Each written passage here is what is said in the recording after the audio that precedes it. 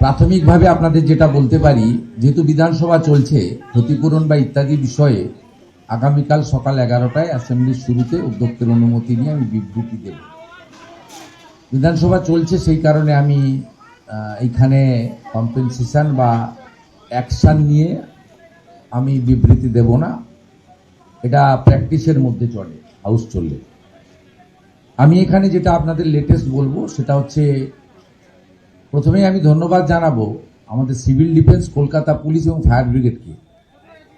তারা যদি quick rescue local লোকেদের নিয়ে না করতেন, তাহলে এই মৃত্যুর সংখ্যাটা অনেক লম্বা হতো এবং অত্যন্ত একটা মর্মান্তিক ঘটনা আজকে কলকাতা তথা রাজ্যের ক্ষেত্রে হতো।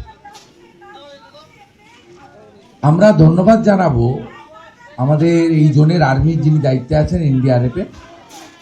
আমার সঙ্গে 2:30 নাগাদ সিএস এর যখন কথা হয় মাননীয় মুখ্য সচিবের, তখনই আমরা সিদ্ধান্ত নিই যে আর দেরি না করে আমরা আর্মিকে কল করব।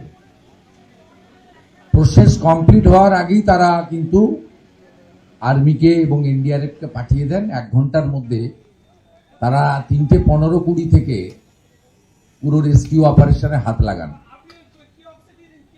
এখন অবধি মোট 21 জনকে উদ্ধার করা গেছে। 18 জন অসুস্থ অবস্থায় অর্থাৎ জীবিত উদ্ধার হয়েছে। কিছু জনের চিকিৎসা এসএসকেএমে হচ্ছে। ওখানে স্বাস্থ্য দপ্তরের প্রতিমন্ত্রী সুমনা সরকার এবং হেলথ সেক্রেটারির নেতৃত্বে টিম কাজ করছে। সিএমওই দক্ষিণ 24 পরগনার নেতৃত্বে 20টি অ্যাম্বুলেন্স প্রতিনিয়ত ওখানে কাজ করছে এবং গ্রিন চ্যানেল করে কলকাতা পুলিশ তাদের পৌঁছে দিচ্ছে। অর্থাৎ ওয়ার ফুটিংয়ে আমাদের যে কাজ দরকার অল টুগেদার, আমরা সেটাকে প্রায়োরিটি দিয়েছি এবং আমরা অনেক পরে গেছি, কারণ কয়েক ঘন্টা রেস্কিউ করার জন্য রেস্কিউ যারা করছেন তাদেরকে সুযোগ দিতে হয়। আমি স্পটে যাওয়ার পরে আমাকে এনডিআরএফ এবং আর্মি বলেছেন যে তারা সম্পর্ক স্থাপন করতে পেরেছেন আরো বেশ কিছু 12 থেকে 15 জনের মতো ভিতরে আছেন। প্রত্যেকের সঙ্গে তাদের সম্পর্ক স্থাপন করতে পেরেছেন। জল এবং অক্সিজেন সেটা দেওয়ার ব্যবস্থা তারা করেছেন। তারা হোপফুল যে তারা তাদের বের করবেন।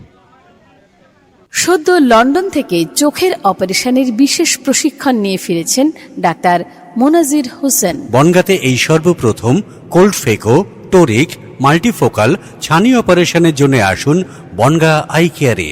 Bongaon eye care, court road, Bongaon. Phone 7044653887।